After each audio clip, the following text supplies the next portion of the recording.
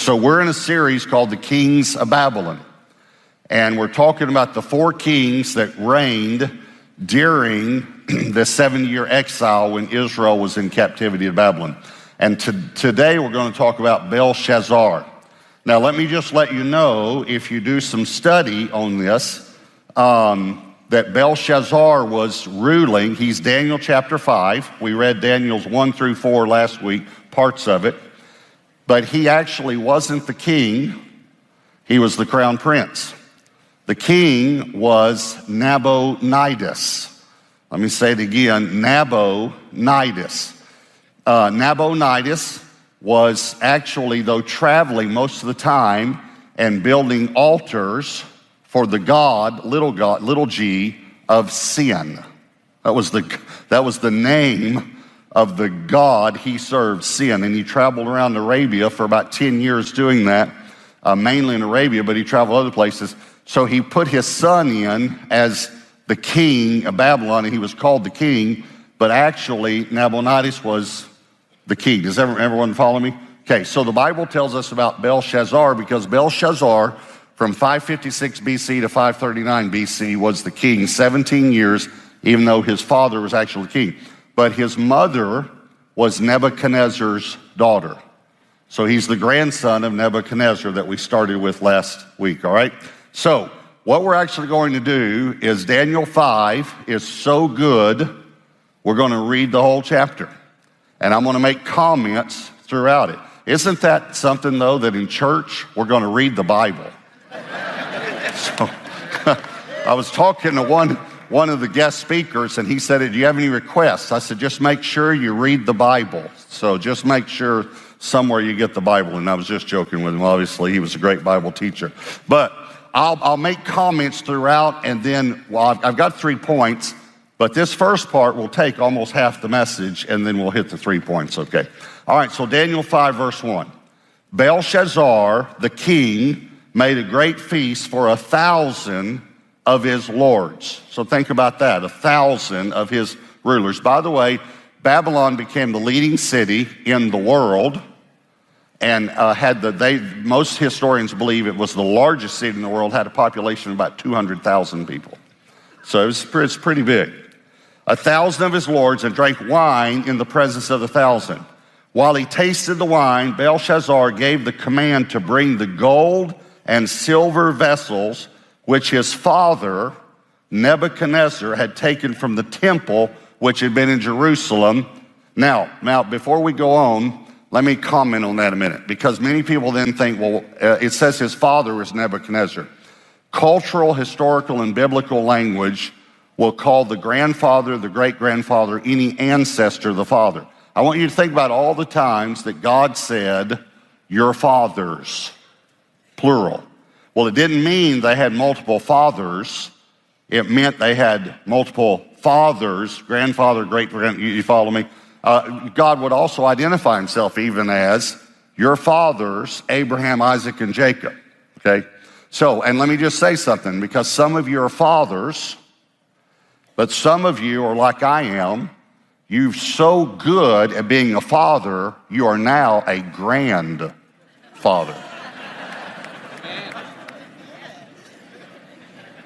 I mean, I'm not just a father, I'm grand at it. Just wanted you to know.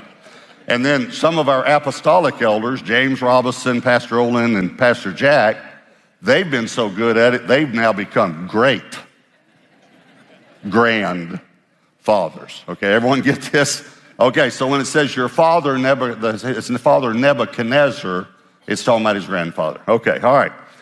He had taken from the temple that which had been in Jerusalem. Oh, I needed to mention that. When Nebuchadnezzar raided the land, he took the vessels that had been dedicated to the temple and brought them into Babylon. I want you to think about now, Belshazzar gets things that were dedicated to God from the temple and took them for his own use. This is the tipping point with God when God said, that's it. That's enough. Because you have taken what belongs to me. And watch what he does. He and his king, the king and his lords, his wives, and his concubines might drink wine from them, or drink from them. Then they brought the gold vessels that had been taken from the temple of the house of God, which had been in Jerusalem, and the king and his lords, his wives, and his concubines drank from them. They drank wine and praised the gods, little g, of gold and silver, bronze and iron, wood and stone. Now you can remember that probably, gold and silver, bronze and iron, wood and stone. Because in a moment you're going to see that God gives Daniel divine revelation like this, because Daniel is not at this party, all right? In the same hour, they're drinking from the vessels that belong to God. By the way, I don't have time to develop that, but think about that we have this treasure in earthen vessels. We're the vessels that belong to God now. Okay? All right, so in the same hour, this is the story, you've heard this, but this is where it happened. The fingers of a man's hand appeared and wrote opposite the lampstand on the plaster of the wall of the king's palace. The king saw, now this is a word that jumped out at me, and the word see, hear, and know jumped out at me, and that's what we're going to talk about in a moment. The king saw the part of the hand that wrote. Then the king's countenance changed. I would assume it did. And his thoughts troubled him, so that the joints of his hips were loosened and his knees knocked against each other. I like how God likes to freak people out.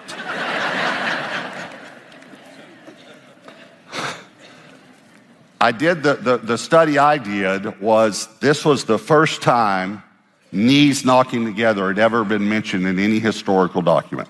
Now, possibly you might find something. I couldn't find any other place, but you know how you say you got so afraid my knees knocked together? Okay, I believe, and I guess most would believe, this is where it comes from, all right? The king cried aloud to bring in the astrologers, the Chaldeans, and the soothsayers. Nebuchadnezzar did that as well when he couldn't interpret something. The king spoke, saying to the wise men of Babylon, whoever reads this writing and tells me its interpretation shall be clothed with purple, have a chain of gold around his neck, and he shall be the third ruler in the kingdom. Now, just to remind you, the reason he would be the third ruler is because Belshazzar was actually the second ruler. The first was his father, who was out building these temples to the god of sin. Okay? So that's why. Now all the king's wise men came, but they could not read the writing or make known to the king its interpretation. Then King Belshazzar was greatly troubled, his countenance was changed, and his lords were astonished. The queen, so this is his mother, who is also, because remember his father's actually the king. This is his mother, who's the daughter of Nebuchadnezzar. The queen, because of the words of the kings and his lords, came to the banquet hall. So she wasn't at this debauchery that was going on. The queen spoke, saying, O king, live forever. Do not let your thoughts trouble you, nor let your countenance change. There is a man in your kingdom in whom is the spirit of the holy God. She's talking about Daniel. And in the days of your father, think about again, she's talking about Nebuchadnezzar, his grandfather. Light and understanding and wisdom, like the wisdom of the gods, were found in him. And King Nebuchadnezzar, your father the king, she's basically saying that because she could have been killed, because he had that power to do that. And so she's trying to be very respectful, but she's also trying to say, don't forget who my dad is, okay? Your father the king made him chief, that's Daniel, of the magicians, astrologers, Chaldeans, and soothsayers. Inasmuch as an excellent spirit, knowledge, understanding, interpreting dreams, solving riddles, and explaining enigmas were found in this Daniel, whom the king named Belteshazzar. Now, do you see the similarities between the two names, Belshazzar and Belteshazzar? Okay, Bel, most of you have heard this, Bel, it means God in their language. Because they said when they were, many times Israel worshiped Baals, okay? So it means God, but in this time frame, they felt like that the king was God. Even though there were the gods, he was the main God. So Bel means protector of the gods or protector of the king. So Nabonidus names his son protector of the king so he can go out and do these temples, and basically you'll protect my kingship while I'm gone. But Nebuchadnezzar names Belteshazzar, Daniel Belteshazzar. Belteshazzar means protector of the king's wife. Now think about how God can orchestrate the circumstances, because the queen, who's the king's wife, comes and she could be killed, and yet God has already planned that Daniel, who would interpret the dream, would be called in Chaldean, in Babylonian language, in Chaldean language, but in Babylon, the one who protects the king's wife. And it's just kind of amazing how all this stuff fits together. She says, now let Daniel be called, and he will give the interpretation. Then Daniel was brought in before the king. The king spoke and said to Daniel, are you that Daniel, now watch, who is one of the captives from Judah? He's basically trying to remind him of his place. You're a slave, so you better remember your place here. He's really scared of him. One of the captives from Judah, who my father, the king, brought from Judah. I have heard of you. Okay, this is another word that jumped out at me. That Belshazzar had seen the things of God. He had heard of the things of God. You know what? That reminds me. I never gave you the title of the message. And I did that on purpose just to get intrigue. So the title is The Stubbornness of Pride. So we talked last week about the seductiveness of pride, but now we're talking about the stubbornness of pride. And we're going to show you, because of Belshazzar, I think he represents stubbornness, okay? All right, because he had saw, he'd heard, and he'd known, but he didn't really believe. He'd heard all. All right, so he says, I've heard of you, that the Spirit of God is in you, and that light and understanding and excellent wisdom are found in you. Now the wise men, the astrologers, have been brought in before me, that they should read this writing and make known to me, again, see, hear, and know, are the three words that jumped out to me. It's interpretation, but they could not give the interpretation to the king, and I've heard of you that you can give interpretations and explain enigmas.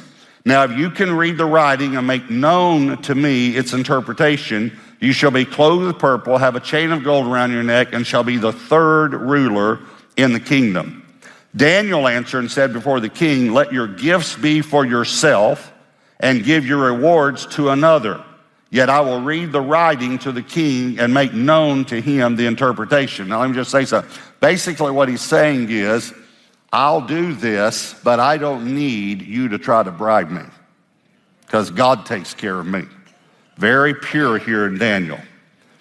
You're going to see later in the passage, I'll just go ahead and explain it, that he actually takes the robe and the purple robe, the gold, and it is made third in the kingdom. I think he does it because once he interprets it, he realizes Belshazzar is about to be killed and a new king's coming in.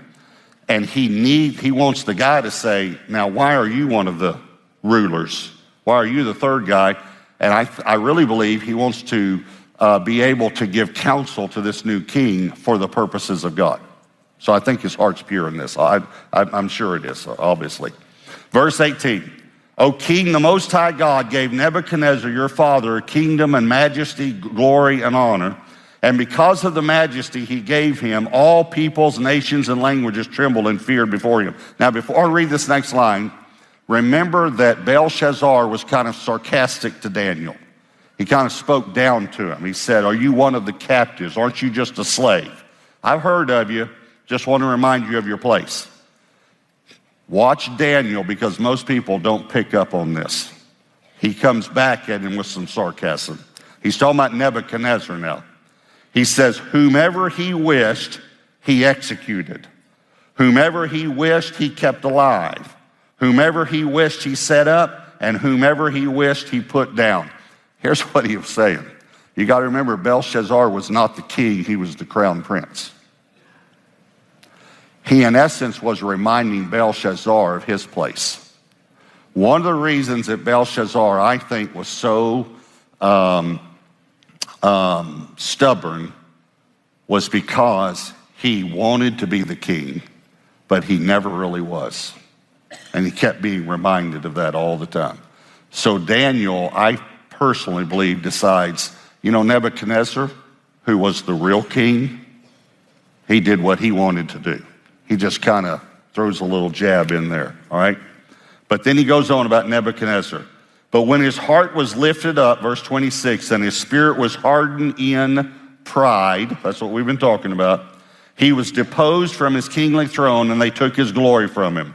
Then he was driven from the sons of men. His heart was made like the beast, and his dwelling was with the wild donkeys. They fed him with grass like oxen. His body was wet with the dew of heaven, till he knew that the Most High God rules in the kingdom of men and appoints over it whomever he chooses. But you, his son, again, the word father could be translated ancestor. The word son could be translated descendant. You, his descendant, or grandson.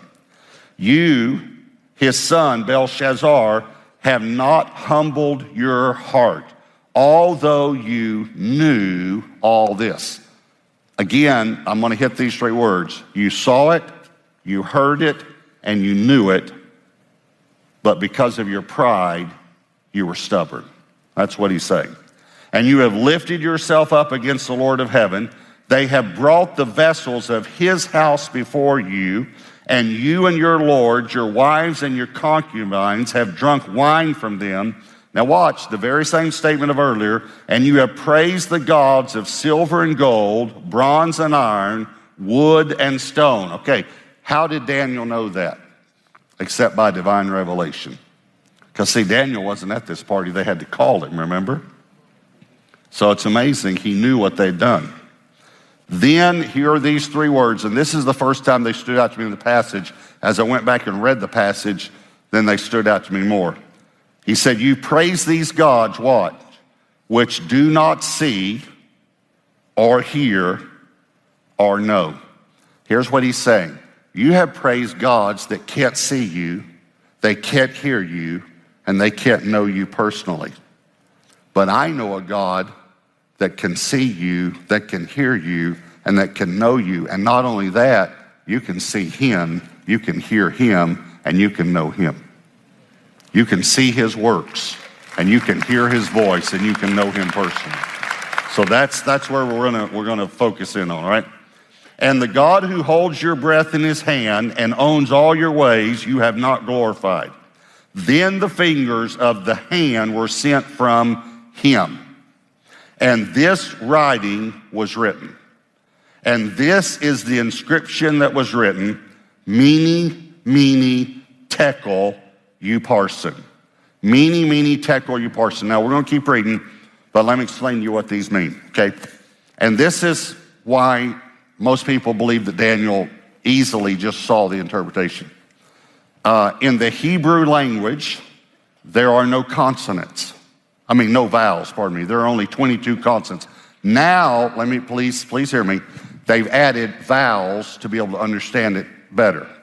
But back then, there were no consonants. So the way you read was simply like mene, you just saw the M and the N. Also, Hebrew is written from right to left. This is probably why the Chaldeans and the soothsayers couldn't understand it, and God wrote it right to left, and immediately he saw NM, TKL, and PRS, parson. The U of the last word simply means and. That's all it means. So it was mene, mene, saying it twice to get your attention, tekel, and then it would be and parson, or Perez, actually PRS in the Hebrew, okay? All right, so this is what it means. And I'm going to read it to you in just a moment. You'll see it, but I want to tell you first. MN means mina in Hebrew. It means, it refers to, let me say that, it refers to 50 shekels. But it means numbered. That's what it actually means. Mina means numbered. Tekel is the word for shekel. TKL means shekel. It refers to 1 shekel, and a shekel, the meaning of it is weighed. In other words, when you weigh something, you see how heavy it is, weighed. Parsin or Perez, PRS in Hebrew, means divided. It actually referred to a half shekel, half. It was, a shekel was half, in half. But the word itself means divided, okay? So let me tell you what these words again mean. Numbered, weighed, and divided.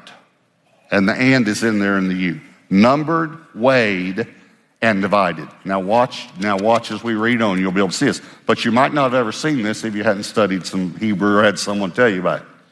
This is the interpretation of each word, meaning God has numbered your kingdom and finished it. Tekel, you have been weighed, that's what it means, remember, in the balances and found wanting. Perez, which is again the Hebrew for parson, your kingdom has been divided and given to the Medes and the Persians.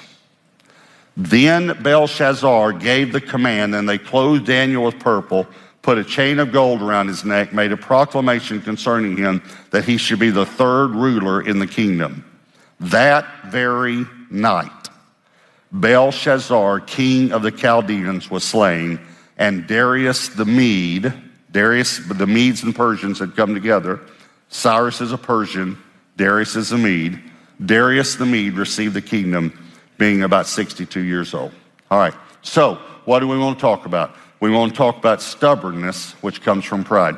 Please remember this, Babylon, many people don't realize, comes from the Tower of Babel. That's where it comes from. Babel means confusion. When you put the on the end of it, it means sown, like S-O-W-N, not like you sew something with needle and thread, but like you plant something. So it means sown in confusion. If you want to, babble, again, means confusion. Think about, have you ever said something like, that person just babbles on and on? Babble on. There it is right there.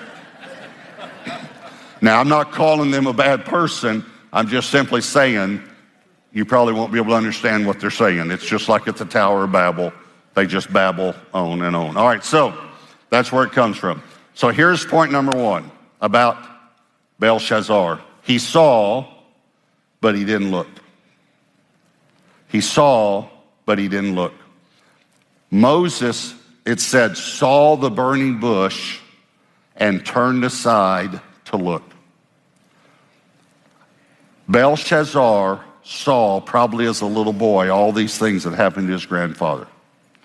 He saw that God was at work. He saw the true God. He knew the true God. But he never stopped to look for himself, to have a personal encounter with God. This talks about that he went and got the holy vessels and he brought them in. Okay, obviously this refers to the tithe. Obviously. He takes what is holy and he brings it in and uses it for himself. Now, I spent 4 weeks talking about stewardship. Pastor Jimmy spent 4 weeks talking about, other than the last week when he was sick, talking about giving. I'm not going to focus on this a lot, but I do want to say this, okay? In my life, I have shown people verses straight out of the Bible about tithing, and here's what I feel like they do. They see them, but they don't look. It shocks me. It shocks me. Bring the tithe into the storehouse, and yet they don't tithe. Here's one. Jesus himself in the New Testament. So this blows away every argument you could ever have, by the way. First of all, it's in the New, because most people say what's in the Old. All right, I show people the scripture from the New, from the words of Jesus, where Jesus himself, guess what he says? Listen to this. You ought to tithe. That's pretty clear. Now, the non-tithers aren't laughing right now. And if you want to know where it is, it's Matthew 23:23. So it's easy to remember. 23:23, first book of the New Testament.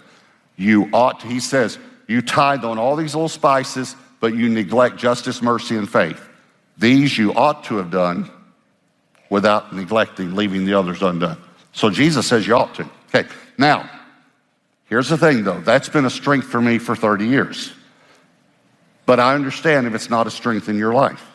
But you could probably say, well, Pastor Robert, I've struggled in that area, but you struggled in some areas too. So I could point the finger right back at you. Listen to me. Yes, you can. I never feel like that I'm preaching to you. Never. I always feel like I'm preaching to us. I feel like God gives a word to me for us. It's for us. So I struggle in some areas too. And I've been honest about that. One of the areas I've struggled in is eating right. That's one of the areas I've struggled in. I love ribs. I love bluebell. I love potato chips. I love that stuff. And I've had people say to me, your body is the temple of the Holy Spirit. And I've seen it, but I haven't looked real closely at it. So when I talk about tithing, don't feel like there he is. There. Okay, I understand. You have some areas you're struggling in, and I have some areas. Let me say another way. We have some areas that we're stubborn in. We all do. Follow me? So I'm going to give you a key that's going to blow you away. Are you ready? I'm about to give you a key to getting over stubbornness that will blow you away. I promise. If it doesn't blow you away, I don't like you anymore. I'm joking. This is going to blow you away. Intimacy. Intimacy with God and others. Now, I'm going to give you a definition of intimacy that I don't think you'll ever forget. You ready? Intimacy.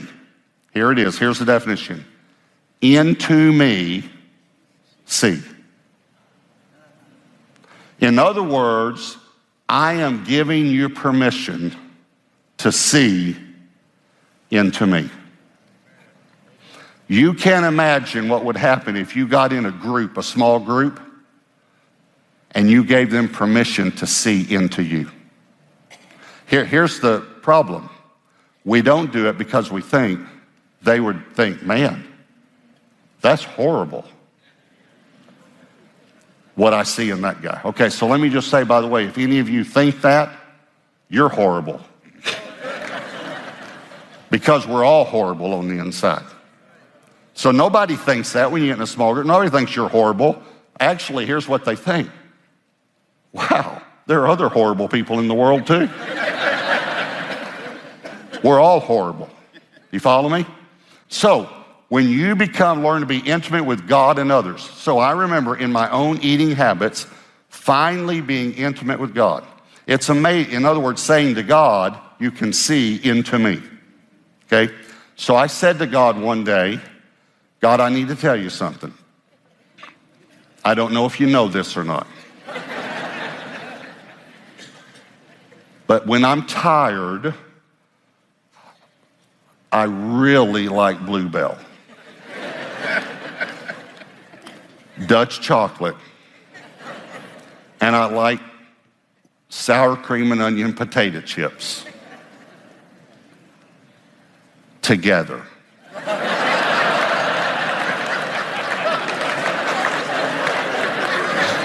It's that Dr. Pepper and peanuts, I think. It's that sweet and sour.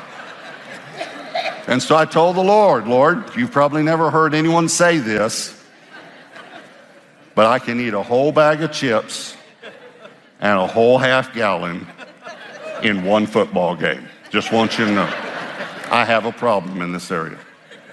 And I need to talk to you about it. I'll never forget, the Lord said to me, he said, I know you do. Would you like for me to tell you why? That's when I started getting victory. He said, would you like for me to tell you why you eat when you're tired? It was amazing. So just be intimate, okay? So here's the second point. He heard, but he didn't listen. He heard about Nebuchadnezzar eating grass. He heard about Daniel interpreting dreams. He heard about Shadrach, Meshach, and Abednego. but it didn't do anything for him. It didn't change his heart. Same way, I've been stubborn. So I can't spend much time on these points because I read, so I want to get real straight to the point. Christians can be stubborn.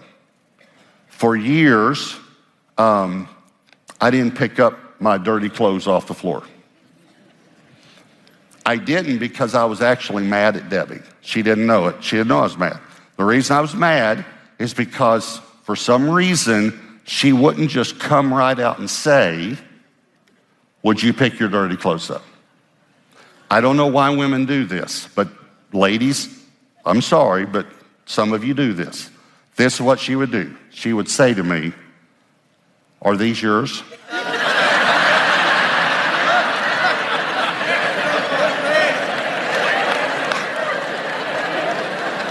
You know, I said, one time I said, well, I hope they are, because if they're not, I have some questions of my own. Just say what you want, woman. But because she wasn't, I just left them there. That's called stubbornness. Are y'all following me? Here's number 3. He knew, but he didn't learn. Now, remember I said see, hear, and know? Okay, but notice the other 3 words I used. Look, listen, and learn. He could have looked into God for himself. He could have listened and not just heard. Debbie says to me many times, you hear me, but you don't listen to my heart. Listen to me. Don't just hear me, listen to me. And you can learn from it. He had plenty of evidence. So, because I spent so much time reading the chapter, I'm going to go straight to the end part, the how this happened, and I saw this. All of our children were strong-willed, but one turned his will to the Lord early, but 2 of my children really didn't turn their will to the Lord until they were in their late teenage years. And Debbie, remember, got saved at 9, I got saved at 19, but we both made childhood commitments. But she turned her will to the Lord. So children can get saved, but there are a lot of times that they don't understand. They really don't turn their will to the Lord. I believe that there are some of you here today that have never truly been saved. I think you believe in Jesus, but I don't think you ever really turned your will to the Lord. And I think today's your day. I got this so strong. I want to give you my definition of stubbornness. Okay, this is my definition. Stubbornness is your strong will turned toward yourself instead of God. As a matter of fact, strong-willed is not bad if it's going in the right direction. My son James was very strong-willed growing up. We actually tried to use the word strong-willed instead of stubborn because we didn't want to speak something negative over him. But in our minds, we knew he was stubborn. There was a time when I remember he had a ball cap. He wore a ball cap all the time. And we said to him, son, we're going somewhere and you can't wear your ball cap. And he said, well, I'm going to wear my ball cap. And he's like 8 or 9 years old. And so I tried reverse psychology. Okay, that's a, I don't know, I shouldn't say what I was going to say.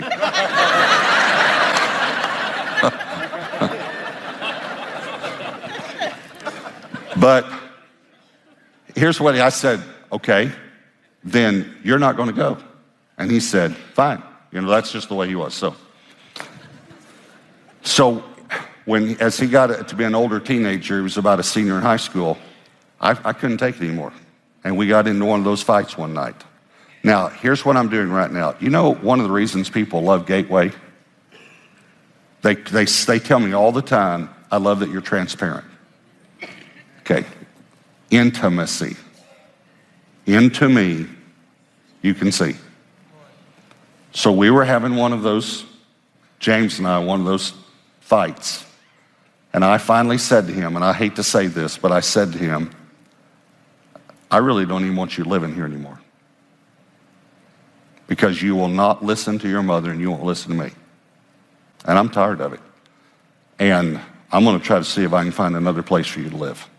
That's how mad I was. And he said, that's fine with me. And Debbie started crying.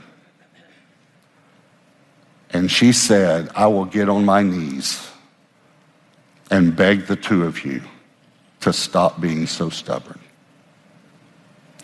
because I don't want to lose my family. And something happened in my heart as a believer and in James's heart as a person who truly had not submitted his will yet. And a few weeks later, we noticed a change in James. We just noticed a change. We would go up to make sure he was asleep, and his Bible would be open on his chest, and he'd fall asleep reading his Bible. He started saying, yes, ma'am, and yes, sir. He started being nice to his sister. That's a miracle. That's a miracle. So you have to understand, when he was a teenager, he was one of those teenagers you couldn't fill up. You ever had one of those? So when we would eat, he would just eat like this, So we said to him at the dinner table one night, we said, James, we are so proud of you because you've really changed in the last few weeks. This is what he said. It's probably because I got saved.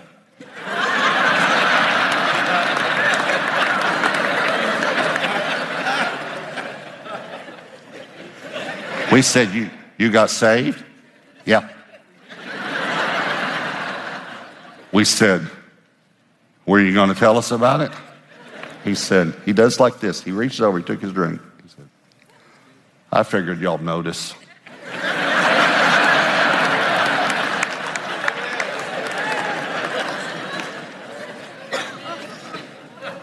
We did notice.